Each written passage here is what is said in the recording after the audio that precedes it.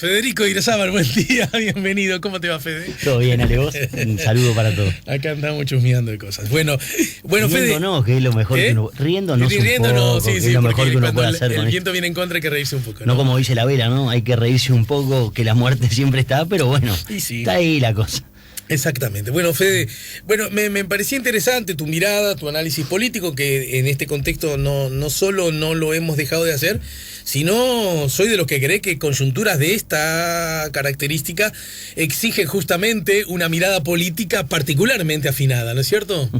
Y mirá que es brava. Uno se pone a pensar, ¿no? Si busca casos, ¿no? De gobiernos recién empezando, enfrentando una coyuntura como esta, yo no tengo recuerdo así tan grande, ¿no? Con una crisis desatada a 15 días de comenzado el ejercicio. Seguramente tenés razón. Eso es. Lo que luce como una novedad, digamos, no para minimizar las consecuencias, es que en todo caso esto que le ocurre al Uruguay le ocurre al planeta entero. Y no es lo mismo, ¿verdad? Cuando nos pasó la crisis a nosotros, no era lo mismo que tu país estuviera un problema y el resto estuviera el mundo como en otra, sí, o buena parte del mundo en otra, que era lo que ocurría. Sí. O si quieres, míralo al revés. Lo estoy planteando no para dar mi idea, sino para conocer la tuya. La gran crisis que sufrió la economía mundial con el crack bursátil de la burbuja inmobiliaria, la mar en coche, Estados Unidos. Fue una crisis para los ricos. Sin embargo, en Uruguay, y que también yo creo que hay que decirlo, hubo seguramente mérito del gobierno de la época en que eso ocurriese así, se vivió con relativa superficialidad, ¿no es cierto? En la región se vivió con relativa superficialidad. Por eso digo, ¿no? Esa crisis del 2008 fue una crisis en realidad que afectó a mercados y a productos, o a países en realidad, perdón, que tenían determinado nivel de desarrollo y determinado tipo. Yo no soy economista, no me quiero meter en estas cuestiones porque no soy experto en el tema, pero para dar una opinión simplemente superficial, pero para países que tenían una estructura económica distinta de la nuestra. Uh-huh. Nosotros en ese tiempo nos subimos a la ola de los commodities, como buena parte de América Latina. Claro, en cambio, la suba de los precios. Economías que estaban mucho más ancladas en el sector especulativo, financiero, bueno, sufrieron esta crisis terriblemente. Pero es verdad que esto que le está pasando al actual, que le está pasando al país, y que por lo tanto le está pasando al gobierno, es verdad que no sé si tiene algún antecedente histórico, por lo menos de tanta intensidad a tan corto plazo de haberse instalado, ¿no? Sí, y además por un motivo vinculado a la salud. Es decir, esto más que nada es una crisis desatada como respuesta o como mecanismo preventivo. Si nos ponemos a pensar, y yo con esto no quiero faltar el respeto, no quiero minimizar la situación, pero en definitiva, esto es una pandemia por el grado de propagación de la enfermedad, pero a nivel de los casos críticos, digamos, a los casos de fallecimiento, está muy lejos de otras pandemias que existen en el mundo, que tienen años entre nosotros. El otro día veía una muy buena infografía que publicaba nuestro común amigo Diego Sanjurjo en su cuenta de Twitter, ¿no? Uh-huh.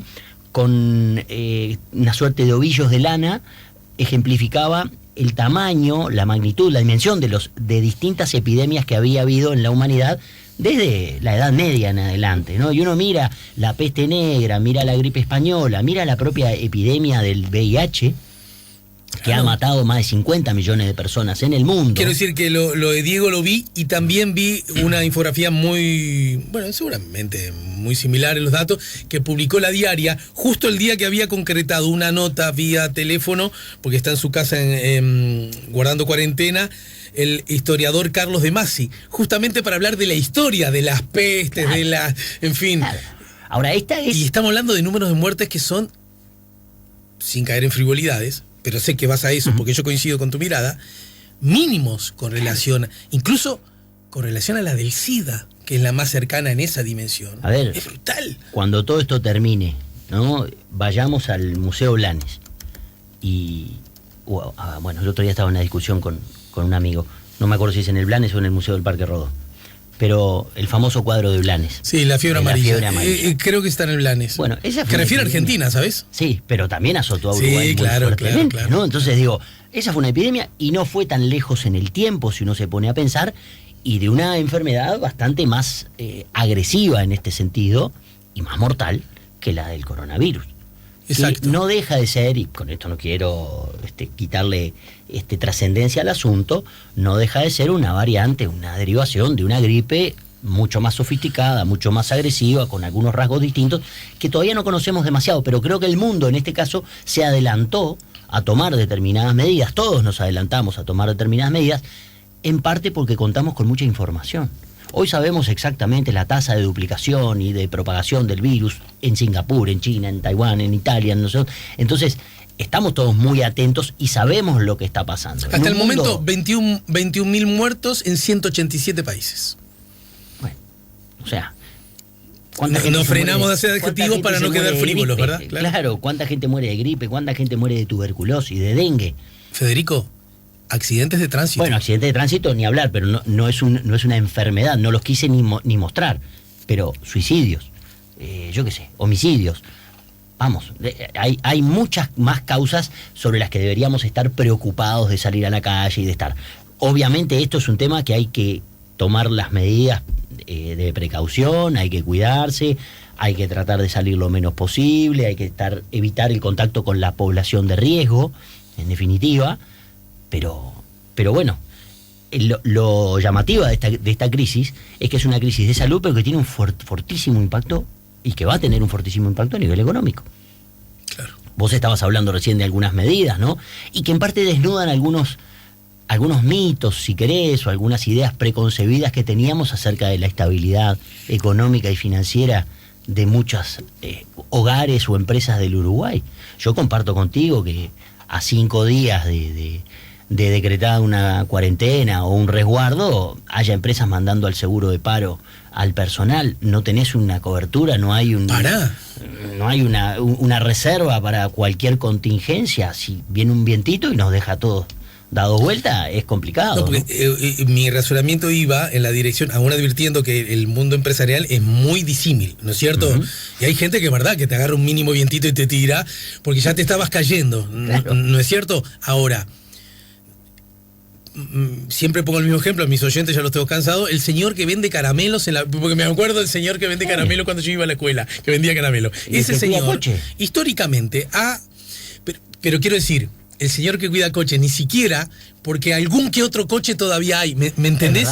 Ahora no hay escuelas, macho, claro. Se acabó, los gurises no van ni a la pública, ni a la privada, ni a la más rica, ni a la más pobre, chau, no hay, no hay, ¿estamos de acuerdo en eso? Bien, resulta que ese señor no vende caramelo, no vende el cande, que era el que se compraba cuando yo era gurí. Digo yo y no vos, que sos bastante más bueno, pero no te quiero meter para no ofenderte. Si lo que te quiero decir, vida a dentistas gracias al cande. No puede ser, no puede ser que a esa persona le ocurra algo tan grave como a una empresa que entonces tenés cero respaldo. No digo que quizás algunas tengan cero respaldo, pero todas, tantas las que enseguida...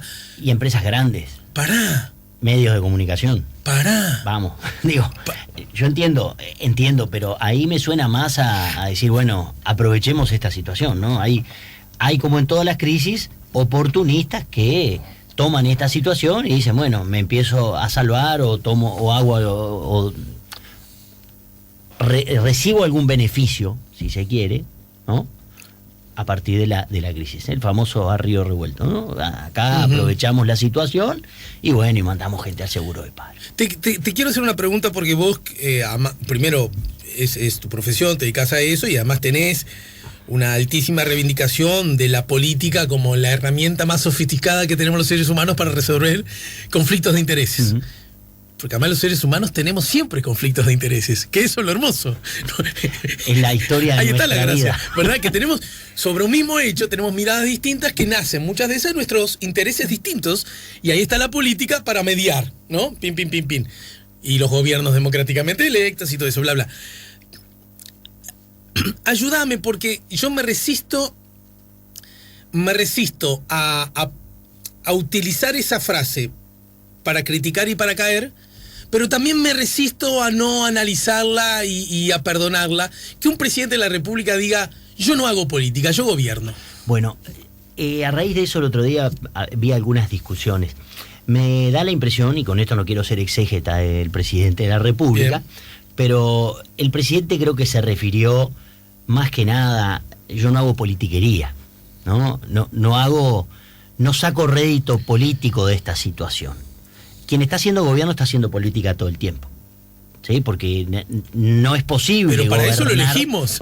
No es posible para gobernar sin hacer política. Lo que el presidente, o a lo que el presidente refirió es, bueno, no voy a utilizar esta situación para obtener un rédito político partidario, un rédito político electoral, si se quiere, ¿no? Estamos acá, creo que queda muy claro, y el presidente marca bien la línea entre lo que es comunicación de gobierno y comunicación electoral. Hay una tentación, muchas veces, de los gobiernos instalados en electoralizar la comunicación, ¿no? En llevar todo a un tono electoral para decir, bueno, en la próxima acordate de mí permanentemente. Eso ha sido, por ejemplo, una de los rasgos más característicos de la comunicación de Macri en Argentina, ¿no? Es decir, está mostrando lo que las obras, el presidente en gestión, haciendo esto, y ahí hay una cuestión de, bueno, dentro de unos años, poneme el voto. Acá hay una situación distinta, acá hay una situación donde se están dando medidas o se están comunicando acciones, si se quiere, en un contexto crítico. Sí, estoy pensando, vos que conoces mucho la realidad argentina, y yo soy un atento observador de la misma también. Claro, a ellos, mira lo que digo, pobres, en sentido del cariño, ¿se entiende, no? Sí. Son periodos de 4 años y con las elecciones en el medio. Viven en campaña. Viven. No hay posibilidad de hacer algo sin...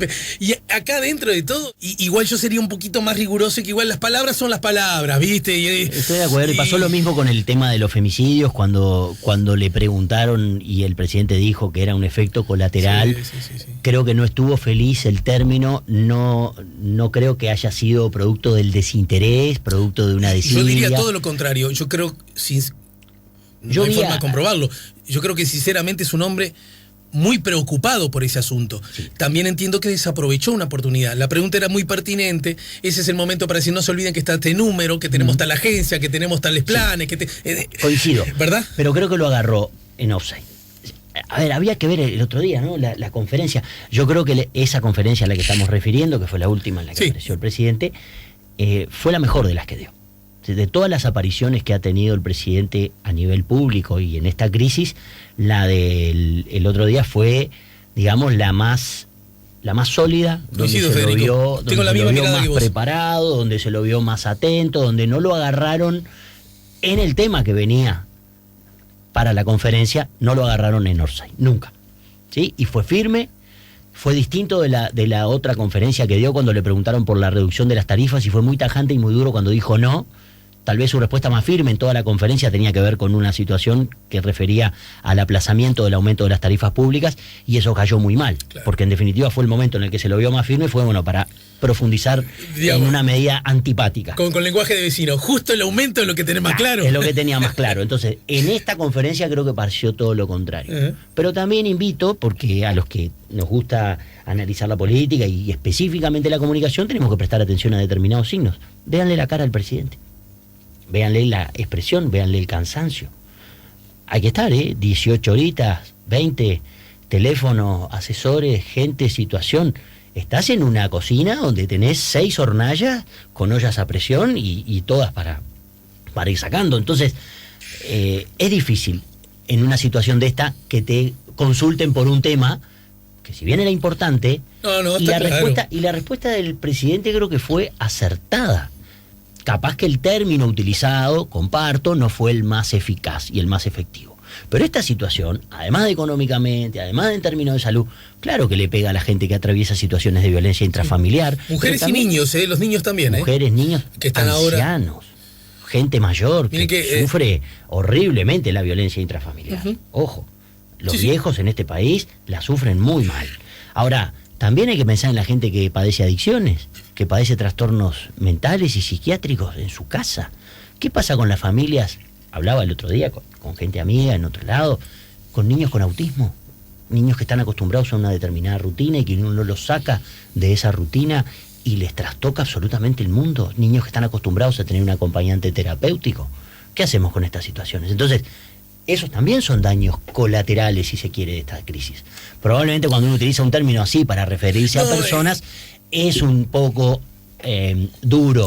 El término en realidad se vuelve, a ver si vamos en la misma dirección, reprochable no por el término en sí mismo, sino porque la explicación se acabó en el término. Porque si vos decís, es un daño colateral, lo sabemos. Sí. Y por eso tenemos esta herramienta, este instrumento, esta acción, esta agencia del Estado, esta oficina.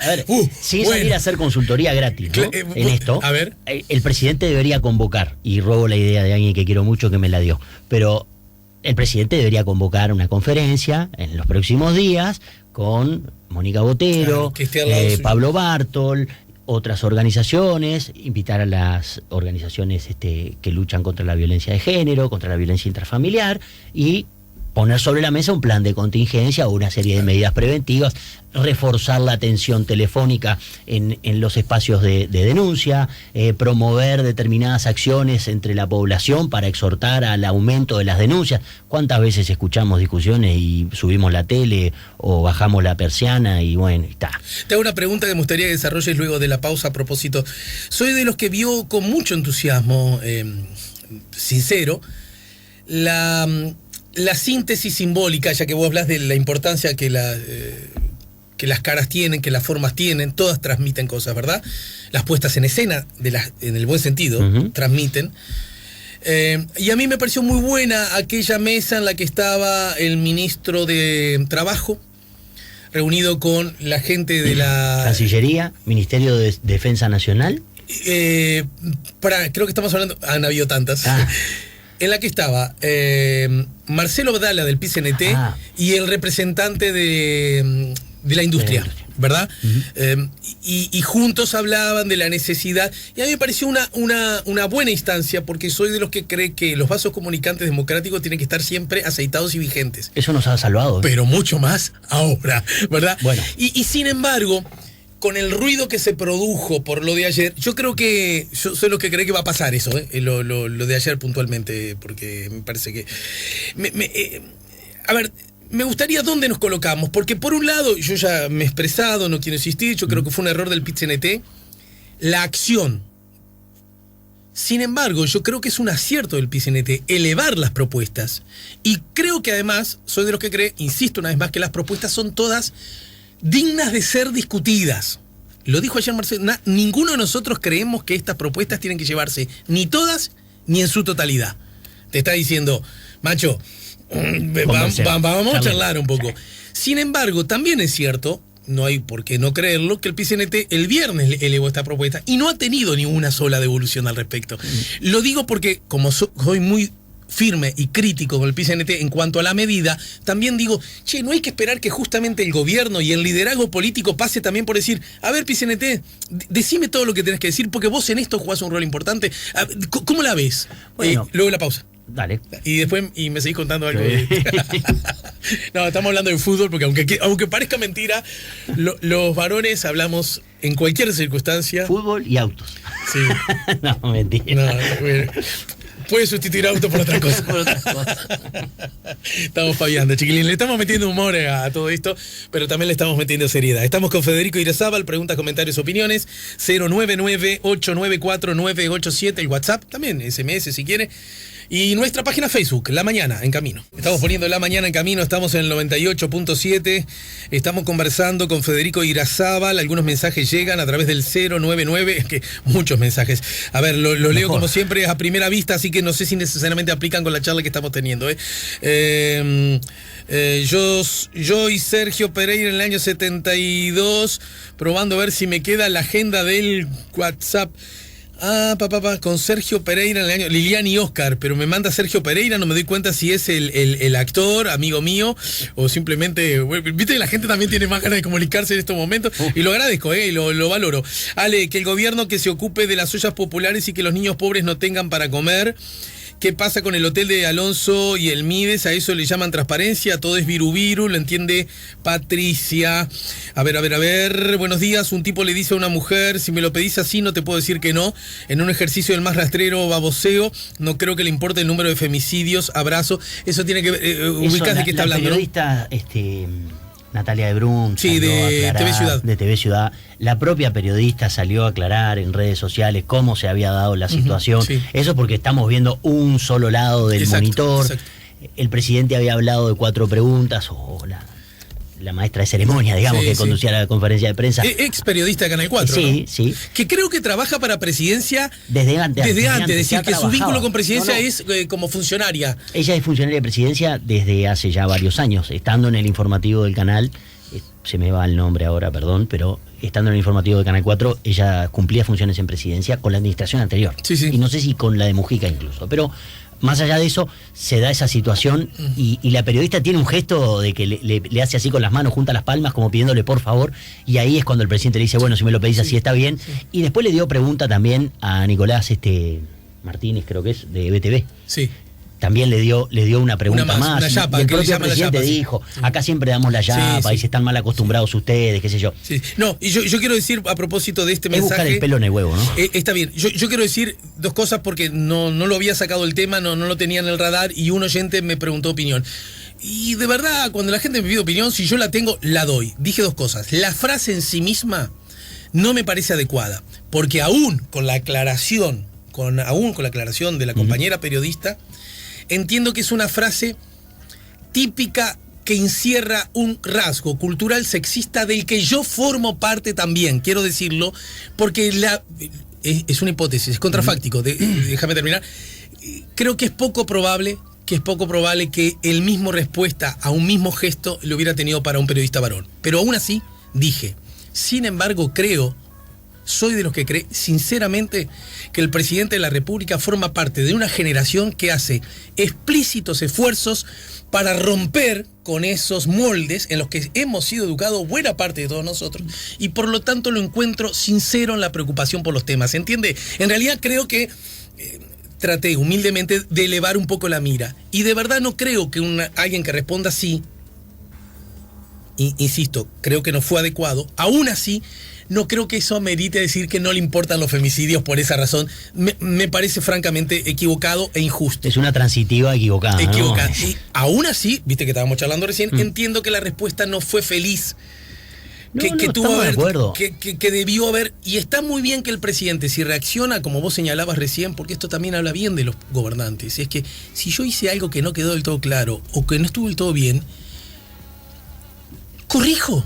Sí, claro. La gente y mucho más en estos tiempos que nadie sabe qué hacer exactamente. Tenemos grandes dudas. Pero además esto fue un segundo, porque veníamos hablando de los contagios, de los test, de los aumentos, de las situaciones, y salta el tema de los femicidios. Buenos días, Alejandro. Hace 20 días que estoy en el estudio acomodando papeles. Ni a mí ni a mis colegas se nos genera trabajos nuevos y el panorama es complicado. ¿Quién se va a meter en un préstamo hipotecario con esta inestabilidad y con este dólar? Y la Asociación de Escribanos mutis por el foro. Eso sí, cuando salió a manifestarse su solo Uruguay, estuvo como puntal junto a ese grupo. Abrazo fraterno y liverpoolense, lo dice Eddie, el escribano, que es negro y azul.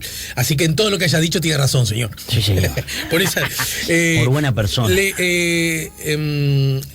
Leo Borges entendió esto de la farándula, yo no sé si es por un video de Leito Borges, que es un hermano de la vida. Leo Borges, el historiador, empezó a tener columnas en medios de comunicación por primera vez en este programa, así que bueno, un abrazo para Leo. Un accidente ahí doméstico que le puede pasar a cualquiera. Nada más que eso. Le mando un saludo, un cariño. 099-894. No, este es audio, no los audio ni loco, porque andás a ver con qué me encuentro. Otra cosa, Miguel Abuelo falleció hace 32 años porque entendí que dijiste 42. Sí, armé la cuenta mal de burro que soy. Como ya estoy llegando a los 55, soy de los que ya 42, 32 pasa a ser lo mismo. Una de las primeras, ahora que hablamos de pandemia, 32, ¿no? Fue una de las primeras celebridades del escenario rioplatense artístico fallecidos por VIH. Claro, justamente con el profe Carlos de Masi conversamos el otro día. Michel Foucault murió hablando del razonamiento del pensamiento. Bueno, yo te dejé planteada alguna pregunta, ¿no? Lo de ayer, la decisión del PIT-CNT, que el casero Leo, pero junto a eso también el PIT-CNT elevó una serie de propuestas, y ayer me decía Marcelo Abdala, también fuera del aire me lo dijo el presidente Pereira, y también se lo escuché a Pereira decirlo en otros medios, que habían quedado un poco pistoneando, pedaleando en el aire porque no habían tenido respuesta. Bueno, estamos en un contexto muy particular, ¿no? Es decir, igualmente el PIT-CNT es una organización muy importante y para tenerla en cuenta ante cualquier reclamo. Pero también, bueno, la demora puede deberse a la atención de la contingencia. Puede suceder eso. También hay un tironeo, ¿no? Evidentemente tiene que haber un tironeo político. Si yo estoy de un lado y vos estás del otro, y por el otro lado me estás proponiendo un caceroleo que después salieron a decir que no era contra el gobierno. Bueno, contra quién es o por qué es difícil de justificarlo. El coronavirus no va a parar porque una persona salga a golpear una cacerola en el balcón de su casa. Sin embargo, es una tampoco medida, por salir a aplaudir a los médicos tampoco, ¿no? Es decir, son medidas más bien que sirven para llevar esta situación. O a punchar el himno, ¿no? Lo mismo. Son situaciones, son manifestaciones políticas. Por lo menos las últimas dos, el caceroleo y el pasar el himno. Sí, que son posicionamientos políticos y manifestaciones. Coincido. Entonces van dirigidos hacia algún actor que tiene capacidad de decisión política, ¿no? Sí. Las dos. Entonces, usarlas como medida de popularidad, como termómetro, como el aplausómetro del show del mediodía, no sirve. Aplausos y solo aplausos, dijera Cacho. Sin gritos, ¿no? Y aplausos. Bueno, con eso no sirve para nada, pero en definitiva, el PIT-CNT ha dado muestras en otras situaciones de crisis bastante recientes de que cuando la situación se pone difícil y las papas queman y hay que sentarse todos en una misma mesa, también los gobiernos las han dado, se ha dado esa situación, que no sucede en otros países, ¿no? A nosotros nos viene salvando en buena parte la institucionalidad que tenemos. El diálogo permanente entre actores del gobierno y de la oposición. Invito a ver en las redes sociales los distintos tweets publicados por referentes de la actual oposición, como Yamandu Orsi, como Pablo Ferreri, como Álvaro García, donde en definitiva se ponen, o Cristina Lustenberg, se ponen, digamos, en una posición o en una situación donde justamente coinciden en la idea de la calle. Es decir, no vamos a hacer política con esto. En este momento nos alineamos sin pasar a ser oficialistas. Pero acá totalmente, sabes que estás hablando, lo estás escribiendo, yo estoy firmando abajo. Sin embargo, se ha colado en medio de este análisis una idea yo que creo que en el fondo equivocada y hasta puede ser peligrosa. Que esta circunstancia nos encuentre unidos, que esta circunstancia nos encuentre dispuestos a generar la lucha político-partidaria, dejarla por ahora a un costado, no es sinónimo de que no tengamos diferentes miradas y, por lo tanto, el derecho a hacer propuestas y a manejar distintas... Sin duda. Porque, ojo, porque lo otro ya sería una forma autoritaria de vincularnos entre los seres humanos. Sin duda, porque ante la contingencia, ante la emergencia de salud, bueno, implementamos un estado duro, como pasó con Hungría, que suspendió el Parlamento. Claro. El régimen húngaro, que está en manos de un déspota. Por eso, toda monedita sirve, ¿verdad? Al autoritario le sirve cualquier circunstancia para que empezar. La embajada de Hungría no mande una nota acá por lo que yo estoy diciendo, ¿no? pero en definitiva. Para que lo entienda todo el mundo, tiene que ver con una nota que mandó la embajada de China a Diario El País. Que le tuvo que publicar ayer un editorial. Como derecho a respuesta, ¿verdad? Pocas veces he visto un editorial con tantos adjetivos en la historia del periodismo. A propósito durísimo. De un artículo firmado por un columnista de Diario El País. Exacto. Que aparentemente Ricardo Reilly, que aparentemente fue muy duro, pero no se pudo ver porque está en formato de pago. O sea que no menos mal que alguien me dice. Entonces, en realidad. No, se pudo haber leído cuando yo recibí el diario, pero ahora la verdad que no. Debería, creo que para hacer las cosas bien, liberarse también la nota que generó la polémica y la respuesta de los chinos. Pero bueno, no importa, en definitiva. A lo mejor el gerente comercial de Diario El País aprovecha para decir, a lo mejor recibo alguna suscripción más para ver esa nota. No sé. Veremos. Estamos jugando, que nadie se ofenda. Pero cuando dijeron que indignó a los 1.400 millones de chinos, capaz que algún chino se suscribió al País para leer la columna. Pero en definitiva, volviendo al asunto. Igual, porque si no parece...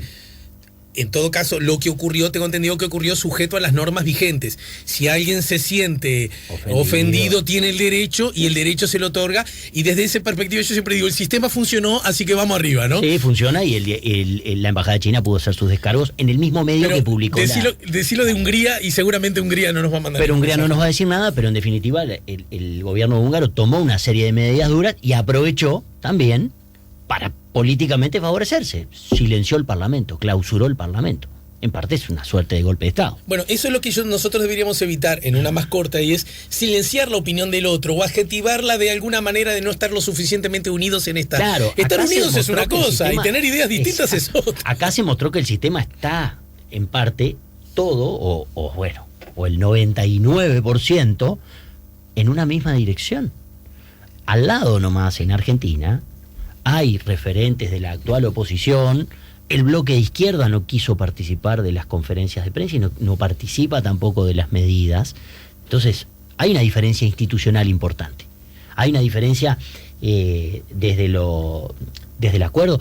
Uno ve las reuniones, ve los gestos que hay en las reuniones entre los distintos representantes. Veamos la foto de Javier Miranda con Álvaro Delgado el otro día. Es decir, no es el mismo Javier Miranda que criticó los aumentos de tarifas el otro día, o no es el mismo Javier Miranda que peleó por aumentar el número de cargos que le correspondía al Frente Amplio en el actual gobierno. Sí, claro que es el mismo Javier Miranda. El problema es que las circunstancias cambiaron, y ese mismo Javier Miranda, que tiene un apego institucional importante, como tenemos la gran mayoría de los uruguayos, y muy en particular los integrantes del sistema político, sabe y se adapta. Quiero conocer tu opinión, porque en esa dirección, incluso a mí me parecieron satisfactorias las respuestas del presidente Lacalle cuando, ante este anuncio, el PIT-CNT, repito, el gran problema que estamos teniendo es que no estamos reflexionando sobre las medidas que propone el PIT-CNT y sí sobre las acciones, ¿verdad? Pero en todo caso, el presidente dijo, están en todo su derecho, forma parte de la libertad, naturalmente no las compartimos. Creo que es un tono muy distinto al que usó el secretario Pablo da Silveira, el ministro de Educación, cuando señala, hace poco más de un mes el PIT-CNT homenajeaba a un presidente que no hizo nada para protegernos de la pandemia que se acercaba. Hoy llama a protestar contra un gobierno que deja todo en la cancha y toma buenas medidas. Difícil de entender. No da la sensación de este mensaje de contribuir, ¿verdad? Es más, parece que más que una crítica al PIT-CNT, tenía ganas de hacerle una crítica al anterior gobierno, ¿no? Y a Vázquez, que el otro día salió a pedir la cuarentena obligatoria. En definitiva, hay un poco de todo en ese mensaje, ¿no? Hay varios receptores, ¿no? del mensaje. Una piedra que salpica en distintas varios, direcciones, ¿no? Le tiró a varios, sí, como un perdigonazo, ¿no? En definitiva, no contribuye. A veces, yo creo que una de las mejores medidas que los dirigentes políticos tienen que tomar en estos casos es dejar el Twitter en manos de profesionales, ¿no? A veces los políticos se hacen un flaco favor si son ellos mismos quienes están tuiteando. A veces se tuitea en caliente, a veces se sale del tono y se sale de la línea producto del momento, de la efervescencia. Para hacer esto de manera seria y profesional, bueno, hágalo de otra manera. Hay un asunto interesante que me gustaría, si bien vos no sos economista, y me fue muy mal en las materias de economía durante la carrera. Bueno, gracias por anunciarlo, entonces no seremos tan exigentes en la calidad de la respuesta. No, pero desde la perspectiva política que todo esto implica, y aún usando como aliado para la pregunta el semanero Búsqueda de hoy, la entrevista al presidente del PIT-CNT a propósito de que Lacalle Pou no debe escuchar a los ortodoxos de su equipo económico, sino tomar medidas potentes, entre comillas, porque la crisis puede ser como la de 2002, dice Fernando Pereira. Ayer, incluso conversando con Marcelo Abdala, yo le señalaba desde mi perspectiva que el anuncio del gobierno, incluso el anuncio del presidente, que a mí me parece que es una frase, una especie de parteaguas, cuando venía la comunidad médica o parte de la comunidad médica de alguna manera sugiriendo, exigiendo, proponiendo la cuarentena ya y total. Dice, ¿quién de nosotros está dispuesto a mandar en cana a alguien que salió a la calle desobedeciendo una presunta cuarentena a ganarse el peso? A ver, lo quiero decir, ese concepto es un concepto que, jugando grueso, corre por izquierda, en realidad, la del presidente. Corre por liberal. Bueno, pero en todo caso, con una mirada muy subrayada en los más frágiles de la sociedad. Es un discurso que, si uno presta atención, encuentra un aliado natural en muchas de las propuestas que propone el PIT-CNT. Por eso yo señalaba, los cruces ahora, las lecturas que se pueden hacer, pueden ser curiosas y novedosas en algunas circunstancias. Y ojo, y va a haber, o sea, acá vos cómo vas a medir esto, ¿lo vas a medir izquierda-derecha, lo vas a medir liberal-conservador, lo vas a medir liberal-progresista, ortodoxo-heterodoxo? ¿Cómo lo vas a tener que medir? ¿Rigor sanitario o rueda económica? Las vas a medir en todas. A ver, el gran problema es que si nosotros quedamos encorsetados, en este caso, en una ideología, te lleva a la ola. ¿El gobierno de Estados Unidos es un gobierno liberal o es un gobierno populista, keynesiano, si querés, desde el punto de vista económico? En general es liberal. Pero Trump acaba de aprobar un paquete de 2 billones, que en realidad es un número y 12 ceros para atender la pandemia y reactivar la economía. Y eso no es intervención del Estado. Bueno, por favor, si eso no es intervención del Estado, no sé de lo que estamos hablando. Bueno, entonces, recordemos que la crisis que recién hablábamos, la crisis inmobiliaria que terminó siendo crisis bancaria, el Tesoro de los Estados Unidos salvando bancos. Salvando bancos, claro. Pero en definitiva, cuando la situación es drástica, a veces el discurso ideológico, guardalo en un cajón y tomar la medida que hay que tomar. Ahora, este es un gobierno que recién empieza, que empezó, y una de las cosas que más señalamos del discurso del 1 de marzo fue el tinte o el tono liberal del mismo, en el sentido más amplio de la expresión, ¿no? Un liberalismo no solo económico, sino un liberalismo filosófico, político, el liberalismo amplio, si se quiere, y en definitiva... Sí. Apareció el otro día un poquito más de ese liberalismo amplio. Ojo, que ese liberalismo no es momento porque ya de alguna manera salió del eje y del centro. De alguna manera se da de bruces con la acción potencialmente más represiva de la policía. Claro. Que eso no parece coincidir con el concepto de liberalismo. Estoy hablando de liberalismo de manual, que es el que de alguna manera planteaba. Pero ¿no? En definitiva, yo coincido con la pregunta retórica del presidente, ¿no? En definitiva, a ver, ¿estamos preparados para que se lleven a alguien preso por salir a pasear el perro? Hace poco me mandaron. Pero ni siquiera dijo eso, por eso dijo mucho más a alguien que haya salido para ganarse el peso. Pero porque a lo mejor para pasear el perro vos podés decir, macho, qué sé yo.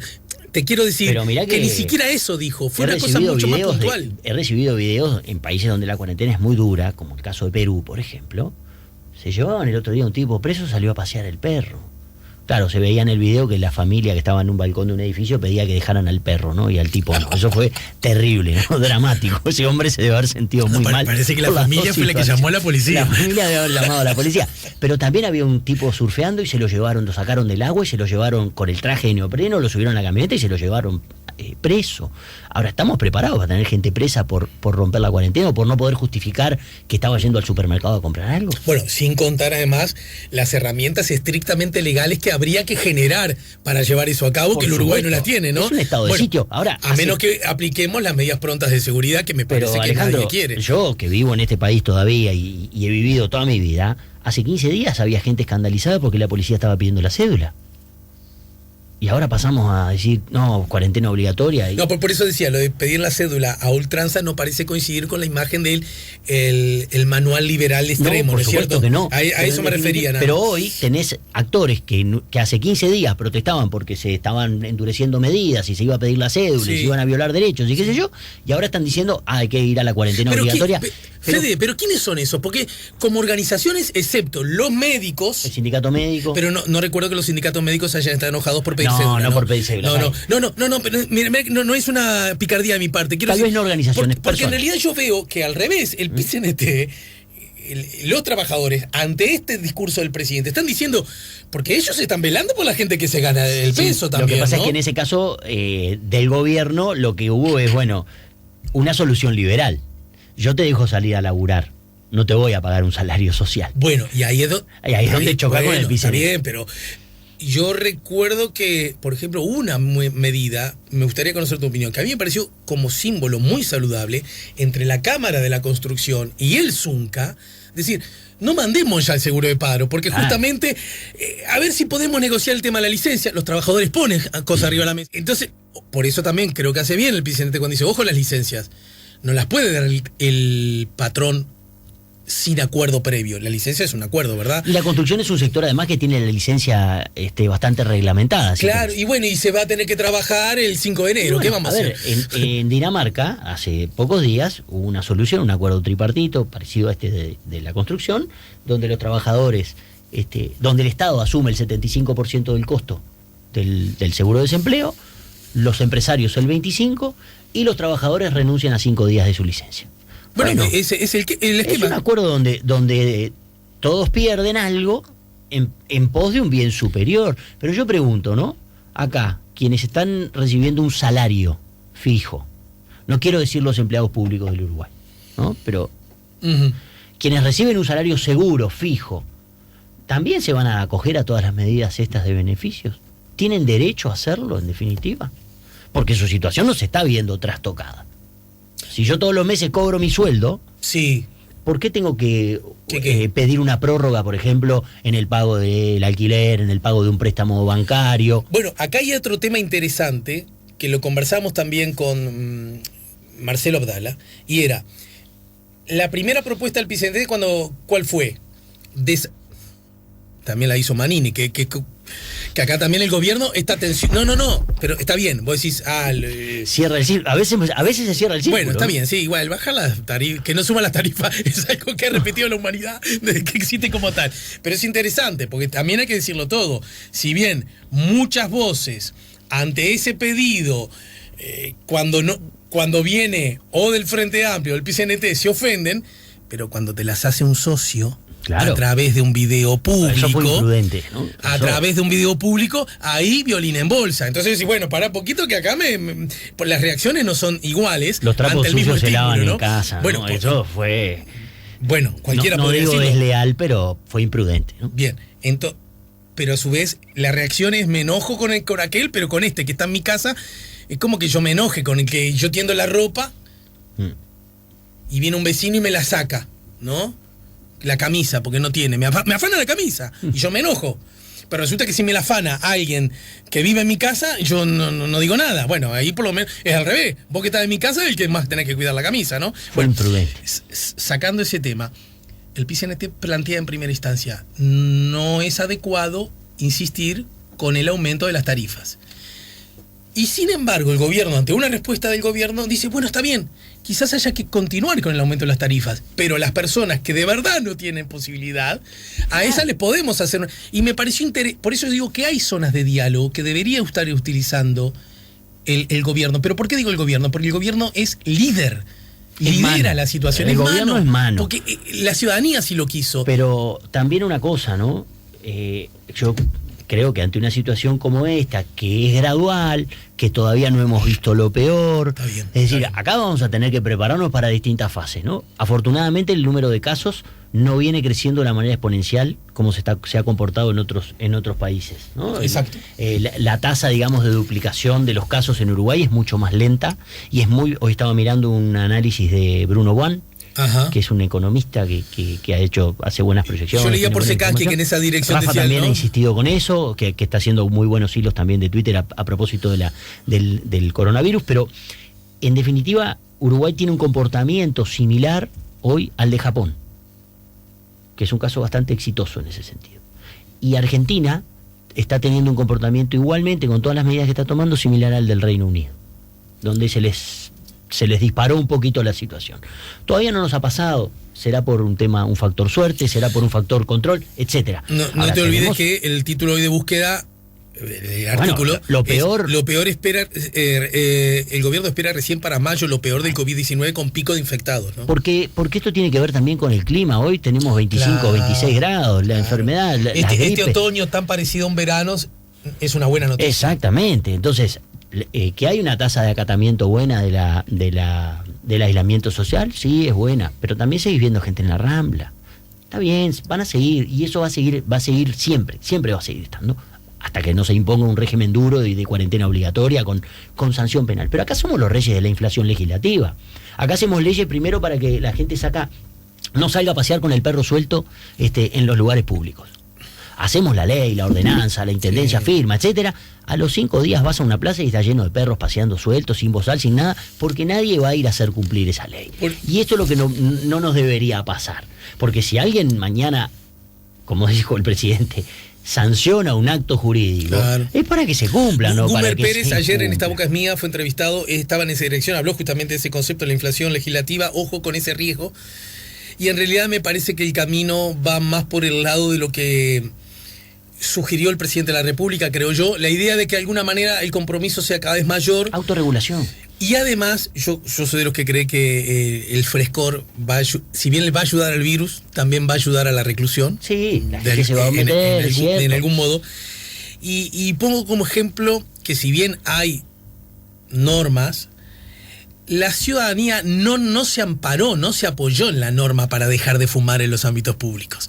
Sintió que tenía que hacerlo de una buena vez por todas, ¿no es cierto? Exacto. Y creo que hay que trabajar en esa dirección. Pero es un proceso de aprendizaje. Nadie de la noche a la mañana va a dejar de tocarse la cara. Nadie de la noche a la mañana. Pero ya mirá qué rápido dejamos de saludarnos. ¿No? Qué rápido dejamos de saludarnos con un beso, con la mano, con lo que fuera cuando llegamos a un lugar. Claro. Pero rapidísimo, lo aprendimos. Es un tema de aprender cosas, ¿no? En definitiva. Ahora, ¿cuánto va a durar esto? Eso es el factor, que no, como no lo sabemos, bueno, los economistas no pueden hacer determinadas proyecciones, o pueden hacer proyecciones hasta determinado plazo. ¿Será lo peor en mayo del coronavirus? Y quién sabe, capaz que es en junio, en julio hay un repunte de la enfermedad, si todavía en ningún lugar se cerró el ciclo.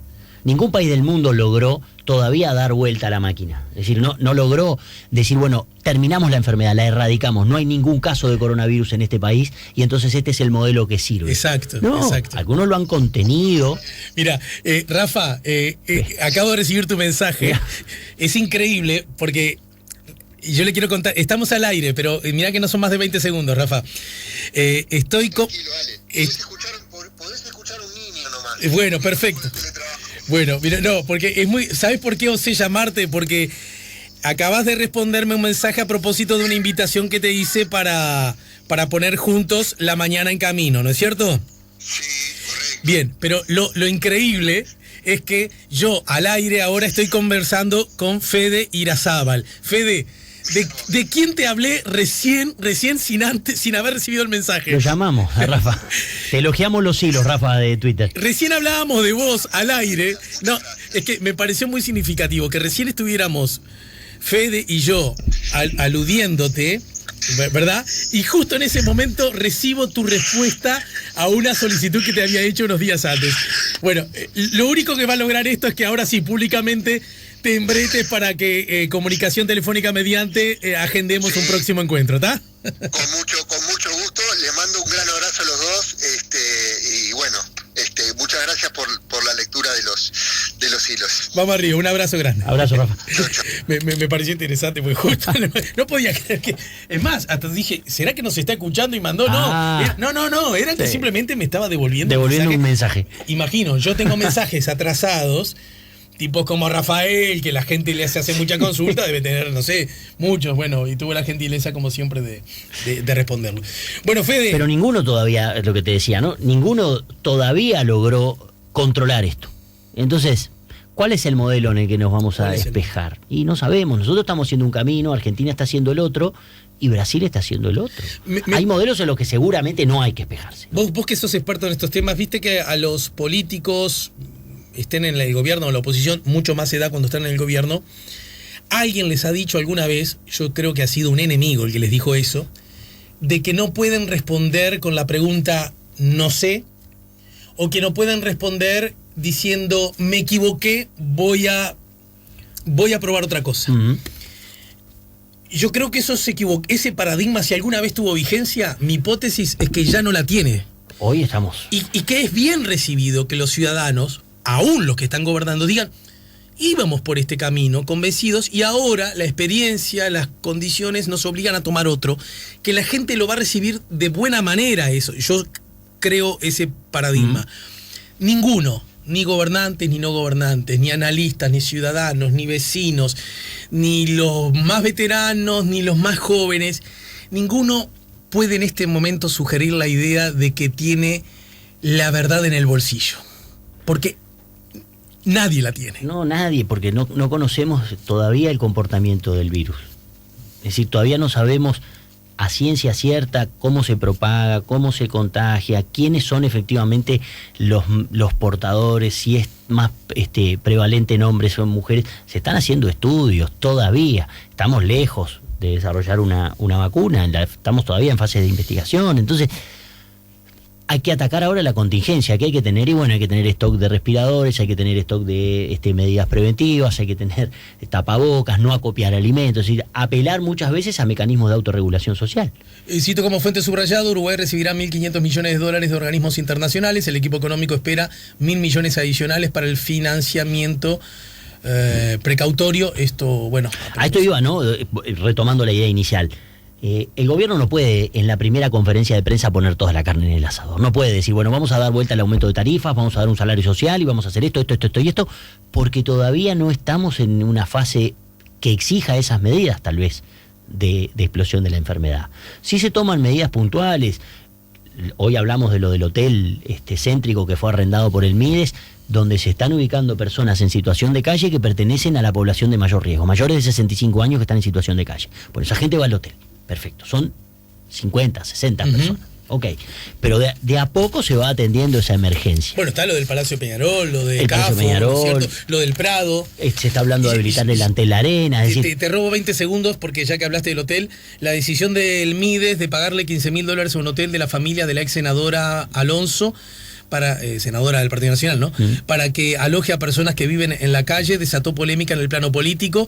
El martes las autoridades del Mides anunciaron los primeros ingresos al hotel Urban Express. Sin embargo, este tema se volvió un dolor de cabeza para las autoridades cuando en las redes comenzó a circular la información de los vínculos de Alonso con el hotel. El director de la división de calles del Mides, sector encargado de hacer el traslado, es Gabriel Cuña, que fue jefe de campaña de la precandidatura de Alonso en las internas pasadas. Nicolás Martinelli, director general del ministerio, aseguró que desconocían que el hotel era propiedad de la familia Alonso y que no tiene ninguna documentación que acredite eso. Solo tenemos el nombre de la sociedad anónima. Según confirmó Búsqueda, uno de los propietarios del hotel es familiar del esposo de Alonso, Marcel Grewer. Después de que el tema comenzara a levantar críticas, Alonso pidió a su entorno que ofreciera donar el servicio del hotel sin cobrar los $15.000, dijeron allegados a la senadora. Desde el Mides aseguraron que no constaba ese ofrecimiento. Alonso dijo ayer a diario El País que el costo de la atención en el hotel es una donación en sí misma. Por otra parte, expresó además que la habitación del hotel vale $45 y al Mides se le cobra $7. Martinelli, en tanto, informó que el hotel le cuesta al Mides $9.600 por mes y por persona, mientras que en el refugio cuesta $37.000. El jerarca dijo que en esta acción no se violó ninguna ley y que, dado que están en emergencia sanitaria, pueden realizar contrataciones directas. El diputado comunista Gerardo Núñez presentó ayer miércoles un pedido de informes en el Parlamento para que el ministerio dé detalles sobre la contratación del hotel. Bueno, ya de paso damos... ¿Cuántos hoteles vacíos hay en el centro, no? Bueno, sí. ¿Cuántos lo dieron en contrato? A ver, aparte dice, integrada por familiares de... No, el eslabón que me parece que desde la perspectiva republicana, que ni aún en tiempo de crisis hay que menospreciar, por lo menos me parece a mí, tiene que ver con que quien contrata es alguien que trabajaba en la campaña de la senadora, ¿verdad? Sí. Entonces, yo no claro, pero acá no entiendo perfecto que acá no hay un... Acá no hay una cuestión... Esto no fue una licitación que se arregló. Es decir, esto es una compra directa entre varios hoteles o a un hotel en realidad, cuando se dice que salieron a ofrecerle a otros hoteles y los hoteles cuando se enteraron que era para recibir a personas en situación de calle dijeron que sí. Bueno, esta información de que otros hoteles se negaron, en este resumen que da Búsqueda, no lo dice, y yo no tengo esa información de que otro hotel. Sería muy útil que si tal y tal hotel le ofrecimos las mismas características, la misma plata y nos dijo que no, eso sería bueno que se maneje como información. Fede, sos un crack, te mando un abrazo y gracias. Vamos arriba. El abrazo te lo doy en otro momento. Virtual. A cuenta. Nos seguimos bien.